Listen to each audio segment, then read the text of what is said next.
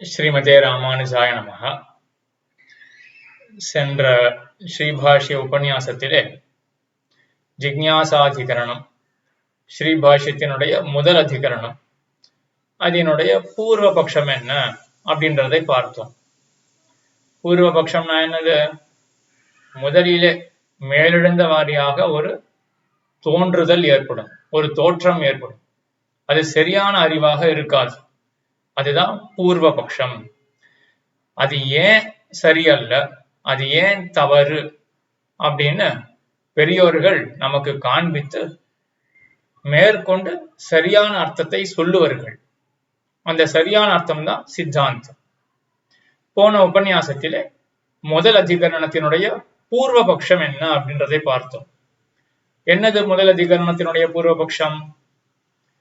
அந்த பூர்வபக்ஷி கடைசியில சொல்ல வந்தது என்ன அப்படின்னா, வேதவியாசர் பிரம்மசூத்திரம் அப்படின்ற இந்த கிரந்தம் பண்ண உட்காராரு, இந்த கிரந்தமே வீண், இது பண்ணவே தேவையில்ல, பண்ணவே தேவையில்லை என்றுதான் அந்த பூர்வபக்ஷியினுடைய கூற்று.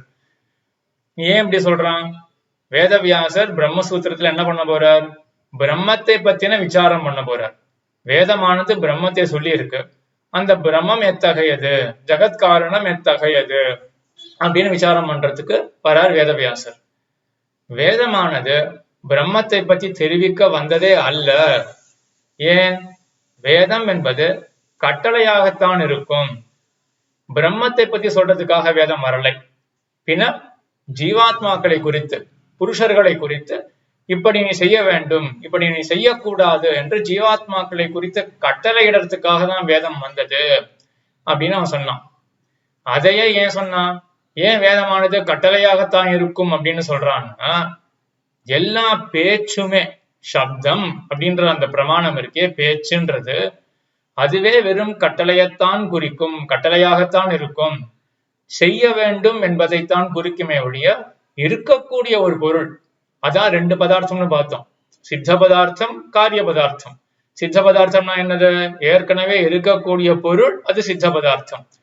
காரிய பதார்த்தம்னா நம்மால் செய்யப்பட வேண்டிய ஒன்று, அதுதான் காரிய பதார்த்தம். பேச்சுன்றது காரிய பதார்த்தத்தை தான் குறிக்கும், காரியதா புத்தியை தான் ஏற்படுத்தும், ஒரு சித்தமான பொருளை குறிக்காது அப்படின்னு அந்த பூர்வபக்ஷி சொன்னான். அதுக்கு என்ன உதாரணம் காட்டினா, சின்ன வயசுல ஆதி காலத்துல முதல்ல பேச்சானது ஒரு விஷயத்தை புரிய வைக்கும், புரிதலை ஏற்படுத்தும் அப்படின்றத எப்படி நாம் தெரிஞ்சிட்டோம் அப்படின்றதுக்கு ஒரு உதாரணம் காட்டினான். அந்த உதாரணத்துல இருந்து என்ன தெரிஞ்சுக்கலாம் அப்படின்னா, பேச்சானது காரியத்தை பத்தி தான் தெரிவிக்கும் அப்படின்னு நம்ம சின்ன வயசுல தெரிஞ்சுட்டு இருக்கோம்.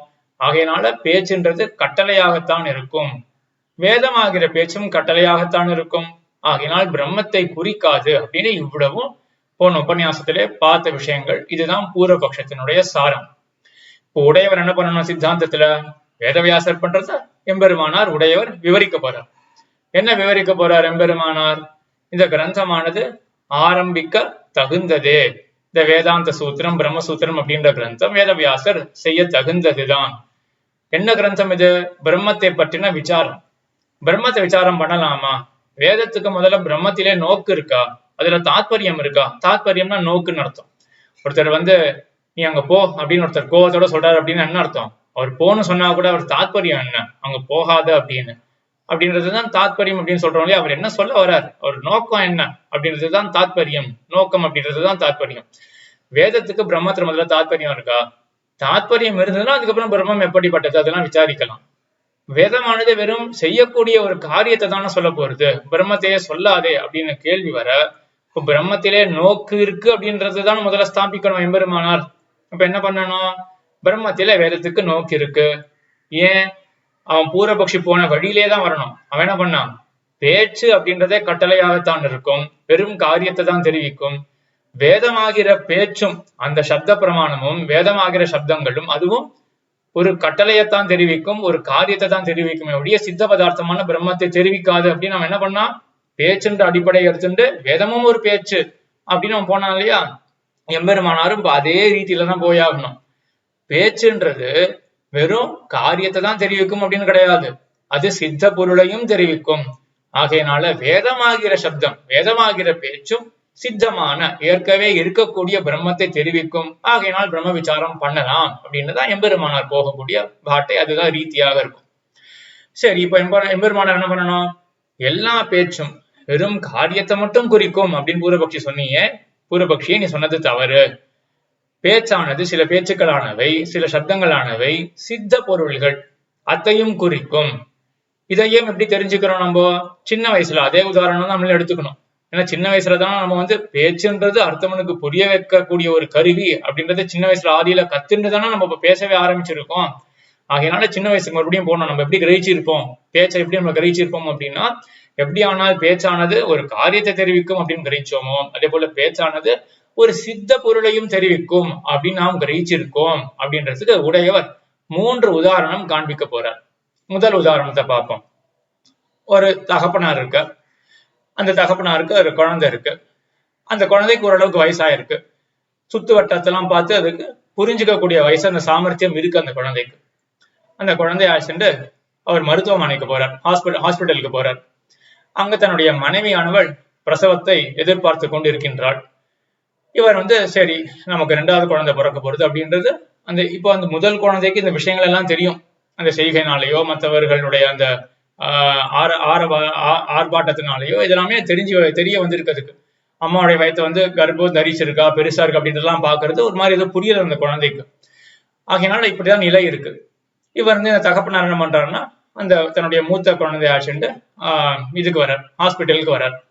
ஹாஸ்பிட்டலுடைய வாசல்ல அந்த நண்பர், தகப்பனாருடைய நண்பர் என்ன பண்றாரு அப்படின்னா சொல்றார், இவனே உனக்கு ஒரு குழந்தை பிறந்திருக்கு, குழந்தை பிறந்தாச்சு அப்படின்னு சொல்றார். அந்த நண்பனுடைய சொல்ல கேட்டு தகப்பனாருடைய முகமானது மலருகின்றது. அந்த முகம் மலர்த்தியானதை இந்த குழந்தை பார்க்கிறது. இப்ப இந்த குழந்தை யோசிக்கிறது, தகப்பனாருடைய முகமானது மலர்கிறது. முகமலர்த்தி எப்போது ஏற்படும்? சந்தோஷம் இருந்தால்தான் முகமலர்த்தியானது ஏற்படும். இதெல்லாம் அந்த குழந்தை தாராளமா அனலைஸ் பண்ணும், புரிஞ்சுக்க முடியும் அந்த குழந்தையினால.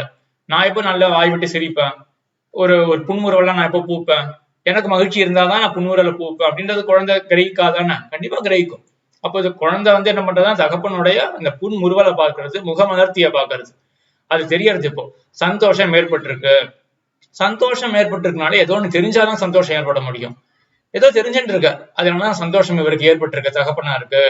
இப்ப என்ன தருணம், என்ன போயிட்டு இருக்கு? ஹாஸ்பிட்டலுடைய வாசல்ல முன்னாடியே அந்த குழந்தை பார்த்திருக்கு, அம்மா கர்ப்பம் தரிச்சிருக்கா, அதெல்லாம் புரிஞ்சுக்கிறது இந்த குழந்தை. அப்போ இன்னொரு குழந்தை வரப்போறது அப்படின்றது இந்த குழந்தையானது தெரிஞ்சுட்டு இருக்கு. அப்ப இது புரிஞ்சுக்கிறது, எல்லாத்தையும் கனெக்ட் பண்றது, அந்த டாட்ஸை கனெக்ட் பண்றதுன்னு சொல்லுவா இல்லையா, எல்லாத்தையும் கனெக்ட் பண்ணி இது யோசிக்கிறது. அப்போ அப்பா இப்ப முக மலர்த்தி ஏற்படுறது, அப்பாவுக்கு சந்தோஷம் ஏற்படுறது. இதுக்கு என்ன காரணம் அப்படின்னா, அப்பா இப்ப புரிஞ்சுட்டு இருக்கார். என்ன புரிஞ்சுட்டு இருக்கார்? குழந்தையானது பிறந்தாச்சு அப்படின்றது புரிஞ்சுட்டு இருக்கார் அப்படின்னு இந்த குழந்தையானது இப்ப தெரிஞ்சுக்கிறது. இந்த மூத்த குழந்தை இருக்கு இல்லையா, அது தெரிஞ்சுக்கிறது. இப்போ அது அப்புறம் மேல யோசிக்கிறது, சரி அப்பாவுக்கு எப்படி தெரிய வந்தது? குழந்தைய பிறந்தாச்சுன்றது அப்பாவுக்கு எப்படி தெரிய வந்தது? இன்னும் ஹாஸ்பிட்டலுக்குள்ளேயே போகலையே, எப்படி தெரிய வந்தது அப்படின்னா, இதோ இந்த மாமா சொன்னாரு, இந்த நண்பன் இருந்தாரு, அவர் சொன்னாரு, அவர் சொன்னதுனாலதான் அப்பாவுக்கு இது புரிஞ்சுது அப்படின்னு தெரிஞ்சுட்டு இருக்கு. அப்ப இப்ப மறுபடியும் டாட்ஸை கனெக்ட் பண்றது இந்த குழந்தை. என்ன புரிஞ்சுக்கிறது? அப்போ ஒருத்தர் சொல்ல அடுத்தவருக்கு என்ன, கேட்கவருக்கு என்ன புரிஞ்சிருக்கு? குழந்தையானது பிறந்தாயிருத்து. இந்த குழந்தையினுடைய பிறப்புன்னு இருக்கு இல்லையா, இது ஒரு சித்த பதார்த்தம். குழந்தையினுடைய பிறப்பு அப்படின்றது நம்ம செய்யக்கூடியது ஒண்ணு கிடையாது, அதனுடைய பிறகு ஏற்படதான் போறது. இது ஒரு சித்த பதார்த்தம். அப்ப குழந்தை இருக்கு அப்படின்றது எப்படியோ அது போல குழந்தை பிறந்து இருக்குதானே, அதுவே ஒரு இருப்பு, எக்ஸிஸ்டன்ஸ் தான் சித்த பதார்த்தம் தான். அப்போ பேச்சானது ஒருத்தர் சொல்ல, இந்த நண்பர் இந்த மாமா சொல்ல அப்பாவுக்கு புரிஞ்சது அப்படின்னு குழந்தை பார்த்துருது இல்லையா. அப்ப என்ன புரிஞ்சுக்கிறது அந்த குழந்தை? அப்போ ஒருத்தர் பேசினார்னா கேட்கிறவருக்கு ஒரு சித்த பதார்த்தம், எக்ஸிஸ்டன்ஸ், இருப்பு, அது புரிய வரும் அப்படின்னு குழந்தை புரிஞ்சுக்கிறது. கூடியவர் அந்த உதாரணத்தை எடுத்து எம்பெருமானார் காட்டுறேன். நம்ம பூர்வபக்ஷி என்ன ரீதியில போனா, அவன் அந்த செயலெல்லாம் பார்த்து என்ன சொன்னான்? குழந்தையானது என்ன புரிஞ்சுக்கும் அப்படின்னா, பேச்சானது ஒரு காரியத்தை தான் புரிய வைக்கும் அப்படின்னு போனா இல்லையா. உடையவர் என்ன பதில் என்ன கொடுக்கிறார் அப்படின்னா எம்பெருமானார், இதோ இந்த உதாரணத்தை பாரு. இந்த உதாரணத்தை பார்த்தோம்னா என்ன தெரிஞ்சுக்கலாம்னா, ஒரு குழந்தையானது பேச்சானது ஒரு சித்த பொருளையும் குறிக்கிறதுக்கு பயன்படும் அப்படின்றதையும் புரிஞ்சுக்கலாமே குழந்தையானது அப்படின்றது ஒரு உதாரணம் கொடுத்தார். அடுத்த உதாரணம், ஒரு தகப்பன் இருக்கார், அவருக்கு ஒரு பையன் இருக்கான், வாலிப வயசுல ஒரு பையன் இருக்கான். அந்த பையன் இடத்துல செய்கையினால குறிக்கிறார். என்ன குறிக்கிறார் அப்படின்னா, அந்த பையனுக்கு ராமன் அப்படின்னு பேர் வச்சுப்போமே. ராமா, நீ வந்து போய் மாடியில உன் அண்ணா இருக்கான், உன் அண்ணா கண்ணன் இருக்கான், அவங்க கிட்ட போய் நீ சொல்லிட்டு வா. சொல்லிட்டு வான்னு கூட இல்ல, அவங்க கிட்ட போய் நீ தெரிவிச்சிடு. என்ன தெரிவிக்கணும் அப்படின்னா, அந்த மாடி அறையில ஒரு தடி இருக்கு, ஒரு கம்பம் இருக்கு அப்படின்றத நீ தெரிவிச்சிடு அப்படின்னு செய்கையில காட்டுறார். பேசல, செய்கையில மட்டும் காட்டுறார். தகப்பனார் அந்த மூத்த பையன் ராமன் அந்த ராமனை பார்த்து அவனுடைய அண்ணா கண்ணன் இருக்கான் மேல, அவங்க கிட்ட போய் நீ தெரிவிச்சிடு, மாடியில வந்து ஒரு தடி இருக்கு அப்படின்றத தெரிவிச்சிடு அப்படின்னு சொல்றான். அந்த தடியை கொண்டேதான் பண்ணிக்க போறான் அவன், அது இருக்கட்டும். ஆனா என்ன தெரிவிக்கணும் அப்படின்னு எதிர்பார்க்கிற தகப்பனார், அங்க தடியானது இருக்கு, இவ்வளவுதான் தெரிவிக்கணும்னு எதிர்பார்க்கிறார். அதனுடைய இருப்பை மட்டும் தெரிவிக்கணும் அப்படின்னு எதிர்பார்க்கிறார். இத வந்து அந்த ராமன் சொன்னோம் இல்லையா, அந்த ராமனுடைய பையன் சின்ன குழந்தை அதுவும் பார்த்துட்டு இருக்கு. இப்போ அதுவும் பார்த்துட்டு இருக்கு. அதுக்கு இந்த செய்கையெல்லாம் அதுக்கு புரியறது. இந்த செய்கை அப்படின்றது என்ன, இப்போ தாத்தா என்ன சொல்லியிருக்காரு அப்படின்னா, அப்பாவை வந்து மாடிக்கு போயிட்டு பெரியப்பா கிட்ட இத தெரிவிக்க சொல்லியிருக்கார், தடியானது அங்க இருக்கு அப்படின்றத தெரிவிக்க சொல்லியிருக்கார் அப்படின்றது குழந்தை புரிஞ்சுன்னு. சரி, இப்ப அப்பா போறார், மாடிக்கு போறார். என்னதான் பண்றாரு அப்பா அப்படின்னு பாக்கலாமே அப்படின்னு இந்த குழந்தை பின்னாடியே போறது. அப்பா போயிட்டு என்ன பண்ணாரு அப்படின்னா, தன்னுடைய அண்ணா இடத்துல, அதாவது இந்த குழந்தையோட பெரியப்பா இடத்துல என்ன பண்ணாருன்னா, அண்ணா தடி அங்க இருக்கு அப்படின்னு சொன்னார். தடி அங்க இருக்கு அப்படின்றது ஒரு வார்த்தைய பேசுறார். அப்பாவானவர் பெரியப்பா இடத்துல பேசுறாரு அப்படின்றத குழந்தை பாக்குறது. இப்ப மறுபடியும் எல்லாத்தையும் கனெக்ட் பண்றது, அந்த டாட்ஸ் எல்லாம் கனெக்ட் பண்றது இந்த குழந்தை. தாத்தா என்ன கட்டளை இட்டார், அப்பாவை தெரிவிக்க சொன்னார். பெரியப்பா இடத்துல போயிட்டு ஒரு இன்ஃபர்மேஷனை பாஸ் பண்ண சொன்னார், தெரிவிக்க சொன்னார் இல்லையா. என்ன தெரிவிக்க சொன்னார், தடியானது மாடியில இருக்கு அப்படின்றத தெரிவிக்க சொன்னார். அப்ப தடியினுடைய இருப்பு அப்படின்றத தெரிவிக்கிறதுக்காக அப்பா போயிருக்கார். அப்பா என்ன உபாயம் பயன்படுத்தினார், என்ன வழியை பயன்படுத்தினார், அப்பா பேசினார். அப்ப பேசினதுனால பெரியப்பாக்கு புரிய வந்திருக்கு, தடியானது மாடியில் ஒரு அறையில் ஓரத்திலே இருக்கு அப்படின்றது பெரியப்பாவுக்கு புரிய வந்திருக்கு. புரியறதுக்காக தானே அப்பா வந்து, ஏன்னா தாத்தாவோட கட்டளை அதான, போய் தெரிவிச்சிரு அப்படின்னார். அப்ப தெரிவிக்கிறதுக்காக என்ன உபாயத்தை பயன்படுத்தி இருக்கார், பேச்சுன்ற உபாயத்தை பயன்படுத்தி இருக்கார். இது அந்த குழந்தை பாக்குறதா, அது புரிஞ்சுக்கிறது. இப்போ அப்போ பேச்சானது ஒரு பொருள் இருக்கு அப்படின்றத புரிய வைக்கிறதுக்கு பேச்சானது பயன்படும் அப்படின்னு புரிஞ்சுக்கிறது அந்த குழந்தை. வந்தாச்சு நமக்கு வேண்டியது. அந்த பூர்வபக்ஷி என்ன சொன்னான், பேச்சானது வெறும் நீ ஒண்ணு போய் செய்யு அப்படின்னு ஒரு காரியத்தை தான் தெரிவிக்கும் அப்படின்னு அவன் சொன்னான் இல்லையா. அப்படின்னா நம்ம குழந்தையில நம்ம புரிஞ்சு வச்சுட்டு இருப்போம், பேச்சானது இதுதான் பயன்படும் அப்படின்னு புரிஞ்சு வச்சுட்டு இருப்போம்னு. கிடையாது அப்படின்னு எம்பெருமானார் காட்டுறார். இதோ இந்த உதாரணத்துல பார்த்தோம்னா அந்த குழந்தை என்ன புரிஞ்சுக்கிறது, இப்போ தடியானது இருக்கு அப்படின்னு தெரிவிக்கிறதுக்கும் ஒரு பேச்சானது பயன்படும் அப்படின்னு குழந்தையிலே புரிஞ்சுக்கலாமே.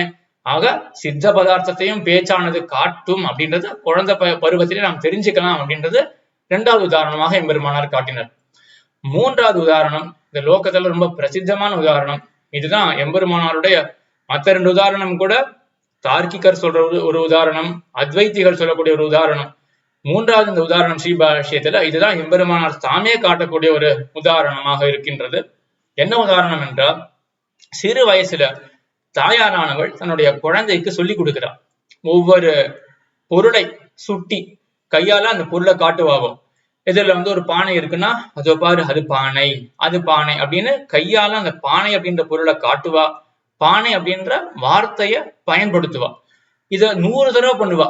அந்த குழந்தைக்கு மனசுல ரெண்டுமே பதியணும், அந்த பொருளும் பதியணும், அந்த வார்த்தை பானை அப்பா அப்படின்ற அந்த வார்த்தைகளும் மனசுல பதியணும், இதுல இருக்கக்கூடிய பொருள்களும் மனசுல பதியணும். இதுக்காக அவ நிறைய பயிற்சி செய்வா. இப்ப அந்த குழந்தை இதை கேட்டு கேட்டு அந்த குழந்தைக்கு ஒரு நல்ல பதிவு ஏற்பட்டுடும், அபியாசம் சம்ஸ்காரம் ஏற்பட்டுடும். அப்புறம் இந்த குழந்தைக்கு என்ன ஆகும் அப்படின்னா, அந்த பானையை பார்த்தா, பொருளை பார்த்தா அதுக்கு வந்து பானை அப்படின்ற சொல் நினைவு வரும். பானைன்ற சொல்ல கேட்டா பானை அப்படின்ற அந்த வாயும் வயிறும் இருக்கக்கூடிய அந்த வடிவம் இருக்கு இல்லையா, அது ஞாபகத்துக்கு வரும். அப்ப சொல்லினால பொருளினுடைய ஞாபகம், பொருளால சொல்லினுடைய ஞாபகம் இந்த அளவுக்கு மனசுல பதிஞ்சிடும். இப்ப இந்த குழந்தை யோசிக்கிறது, அப்ப இந்த சொல்லானது இதை கேட்ட உடனே எனக்கு பொருளை பற்றின அறிவு ஏற்படுறது. அப்ப இதுதான் அம்மா வந்து புரிய வைக்க பார்த்திருக்கா. அப்ப என்ன அம்மா இது வரைக்கும் ட்ரை பண்ணிருக்கா, என்ன முயற்சி பண்ணிருக்கா அம்மா அப்படின்னா, இந்த சொல்லானது நாம் சொல்லினோமே என்னால் அப்போ இந்த பானையை பற்றின புரிதல் எப்படி நமக்கு வருதோ அதே போல கேட்கிறவர்களுக்கு புரிதல் வரும் அப்படின்னு இந்த குழந்தை இப்ப புரிஞ்சுக்கிறது. இதுதான் ஆக்சுவலா எல்லா வாழ்க்கையிலும் நடக்கக்கூடியது. இதான பண்றா ஒவ்வொரு தாயாரும் தன்னுடைய குழந்தைக்கு என்ன பண்றா, இதோ பாரு அப்பா சொல்லு அப்படின்னு காட்டி காட்டி கொடுக்குறா இல்லையா. இதோ பாரு இங்க துணி இருக்கு பாரு, துணி சொல்லு, இதோ இங்க படுக்க இருக்கு பாரு, படுக்கன்னு சொல்லு. சரி, படுக்கன்றது பெரிய வார்த்தையா இருக்கலாம், ஏதோ என்ன வார்த்தை சொல்லி கொடுக்க போறாளோ, இந்த மாதிரி சிம்பிளான வேர்ட்ஸ என்ன பண்றா அவ, என்ன இன்டென்ஷனோட, இந்த பொருளை குறிக்கிறதுக்கு, இந்த ஆப்ஜெக்ட் டினோட் பண்றதுக்கு இந்த வேர்ட் ஆனது பயன்படும் அப்படின்ற இன்டென்ஷனோட தானே அந்த குழந்தைக்கு சொல்லி கொடுக்குறா. அந்த குழந்தையும் புரிஞ்சுக்கிறது இல்லையா. எப்படி புரிஞ்சுக்கிறது, அந்த நிறைய தடவை தாய் சொல்ல சொல்ல அந்த வார்த்தைகள் பொருள் ரெண்டுமே சேர்ந்து மனசுல ரெஜிஸ்டர் ஆகுது. அப்போ அந்த பொருளை பார்த்தா சப்தத்தினுடைய ஞாபகம் வருது, சப்தத்தை கேட்டா பொருளுடைய ஞாபகம் வருது. எல்லாத்தையும் ரிலேட் பண்ணி இந்த குழந்தை புரிஞ்சுக்கிறது. அப்போ இந்த சப்தத்தை கேட்டா பொருளை பத்தின புரிதல் எனக்கு வருது இல்லையா. அப்ப இதுதான் தாயார் முயற்சி பண்றா, இந்த பொருளை குறிக்கிறதுனா என்ன, இதை பத்தி புரிய வைக்கிறதுக்கு, இந்த பொருளை பத்தி அடுத்தவர்கள் கேட்கிறவர்களுக்கு ஒரு புத்தி வர்றதுக்காக இந்த சப்தமானது பயன்படுறது. அப்போ இந்த சப்தத்தை நான் பேசினேன்னா அடுத்தவர்களுக்கு இந்த பொருளை பத்தின அறிவு வரும், பொருளை பற்றின புரிதல் வரும் அப்படின்னு அந்த குழந்தை அந்த சின்ன பிராயத்துல தெரிஞ்சுக்கிறது. இங்க எங்க காரியம் அப்படின்றது வந்தது, செய்ய வேண்டும் அப்படின்ற ஒரு அம்சம் இங்க அடங்கவே இல்லையே. இருக்கக்கூடிய விஷயம்தான், இதுல தகப்பன் இருக்கக்கூடிய விஷயம், எதிரில பானை இருக்கக்கூடிய விஷயம், ஆகாயத்துல சந்திரன் இருக்கக்கூடிய விஷயம். இந்த இருக்கக்கூடிய சித்த பதார்த்தங்களை பத்தினது இந்த சப்தமானது அந்த சித்த பதார்த்தங்களை குறிக்கிறதுக்கு பயன்படும் அப்படின்னு சின்ன குழந்தையிலேயே, அந்த பிராயத்திலேயே குழந்தையானது தெரிஞ்சுக்கிறது. ஆக இந்த 3 உதாரணங்களை வச்சு எம்பெருமானார் என்ன காட்டுறார், பேச்சானது வெறும் காரியத்தை மட்டும் காட்டும் அப்படின்னு கிடையாது. மறுபடியும் சொல்றேன், காரியம்னா என்ன, நாம் செய்ய வேண்டும் அப்படின்னு ஒரு எண்ணம் இருக்கு இல்லையா, அது காரிதா புத்தி. அதுக்கப்புறம் நம்ம ஒரு செயலை செய்யறோமே, அதுதான் காரியம். அப்ப பேச்சானது ஒரு கட்டளையாகத்தான் இருக்கும், செய்ய வேண்டிய ஒரு காரியத்தை தான் காட்டும் அப்படின்ற நிர்பந்தம் கிடையாது. தாராளமா பேச்சானது இருக்கக்கூடிய ஒரு பொருளை பத்தியும் தெரிவிக்கும். ஒரு பேச்சானது இருக்கக்கூடிய பொருளை பத்தி தெரிவிக்கும் அப்படின்றது சின்ன வயசுலயே அழகா கத்துக்கிறதுக்கு நிறைய வழிகள்லாம் இருக்கு அப்படின்னு ஒரு 3 வழிகளை காட்டினார் எம்பெருமானார். ஆக சித்தாந்தத்தில் எம்பெருமானார் சாதிக்கிறது என்ன, பேச்சானது ஒரு சித்த பதார்த்தத்தையும் காட்டும். இப்ப பேச்சானது சித்த பதார்த்தத்தை காட்டும் அப்படின்னா வேதமும் ஒரு விதமான பேச்சு தானே. அப்ப வேதமானதும் சித்த பதார்த்தத்தை காட்டும். நமக்கு வேண்டிய சித்த பதார்த்தம், ஏற்கனவே இருக்கக்கூடிய பதார்த்தம் என்னதுங்க, பிரம்மம் அப்படின்ற அந்த இருக்கக்கூடிய அந்த பொருள், அதுதான் சித்த பதார்த்தம் இங்க. அப்ப வேதமானது பிரம்மத்தை பத்தி தாராளமா பேசும் இல்லையா. அப்ப பிரம்மத்தை பத்தி விசாரம் பண்றதுல என்ன குறைவு இருக்கு. ஆகையினால பிரம்மசூத்திரம் அப்படின்ற இந்த கிரந்தமானது, விசாரமாக இருக்கக்கூடிய இந்த கிரந்தமானது செய்யப்பட வேண்டியதே என்று வேதவியாசர் ஸ்தாபிக்கிறார். எம்பெருமானார் இவ்வளவு கருத்து இருக்கு அப்படின்னு தம்முடைய ஸ்ரீபாஷ்யத்துல இப்படி வியாக்கியானம் இட்டருளுகிறார் என்று. இதுதான் ஜிக்ஞாசாதிகரணத்தினுடைய விஷயம். இந்த சித்தாந்தமும் கிளியரா இருக்கும் அப்படின்னு நம்புகிறேன். இதுலயும் கிருஷ்ணன் சுவாமி அழகா பிரசன்டேஷன் எல்லாம் பண்ணியிருக்கார், கோவிந்ததாசர் சுவாமியும் டிரான்ஸ்லேஷனும் பண்ணியிருக்கார். அது ரெண்டுமே வெளியிடப்படும் இந்த வீடியோவுடன். இதை மறுபடியும் கேட்டு தெளிவு பெற வேண்டியது. இந்த சனிக்கிழமை டிஸ்கஷன், ஞாயிற்றுக்கிழமை டிஸ்கஷன் இருக்கு ஸ்ரீபாஷ்யத்திலும் திருவாய்மொழியிலும். ஜிக்ஞாசாதிகரணத்தை கேட்டவர்கள் அவசியம் இதுல கூட கேள்விகள்லாம் கேட்கலாம். ஆக்சுவலா டிஸ்கஷன் மூலமா தான் இன்னும் நிறைய இதை கேட்க நிறைய சந்தேகங்கள் இருக்கலாம் அப்படின்னு எனக்கு தோன்றது. ஸோ டிஸ்கஷன் மூலமா இன்னும் நிறையவே நமக்கு ஒரு கிளாரிட்டி வரும், இந்த ஜிக்ஞாசாதிகரணம் என்ன அப்படின்னு. ஒரு கால் புரிஞ்சிருத்துன்னு வச்சுப்போமே, எவ்வளவு பெரிய ஒரு விஷயம் யோசிச்சு பார்க்கணும். இப்போ ஜிக்ஞாசாதிகரணம் ஸ்ரீபாஷ்யத்தினுடைய முதல் அதிகரணம், உடையவர் இதுதான் சாதிக்கிறார் அப்படின்னு நம்ம தெரிஞ்சு வச்சுட்டு இருக்கோன்றது ஒரு பெரிய விஷயம் இப்போ.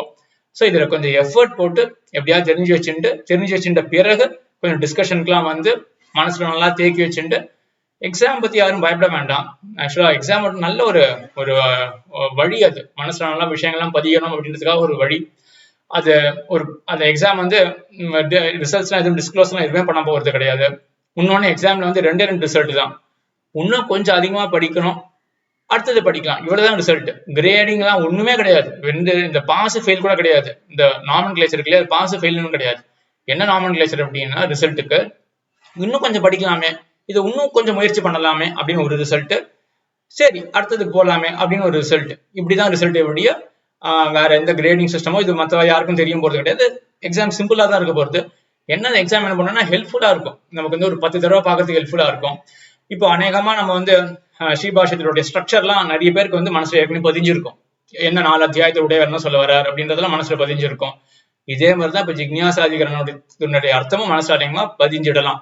அப்ப சித்த பதார்த்தம் என்ன, காரிய பதார்த்தம் என்ன, பூர்வபக்ஷி என்ன சொல்றான், சித்தாந்தத்தில் என்ன எம்பெருமானார் சாதிக்கிறார், இவ்வளவு அருமையான விஷயங்கள். இதெல்லாம் மனசை தேக்கி வைக்கிறதுக்காக தான் இந்த முயற்சியானது ஏற்படுகிறது.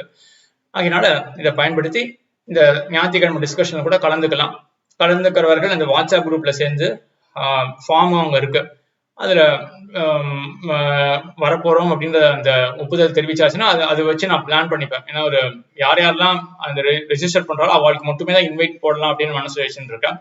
அதனால அவசியம் அந்த ஃபார்ம்ல ரெஜிஸ்டர் பண்ண வேண்டியது. மேற்கொண்டு இப்போ ஜிக்ஞாசாதிகரணம் முடிஞ்சிருது.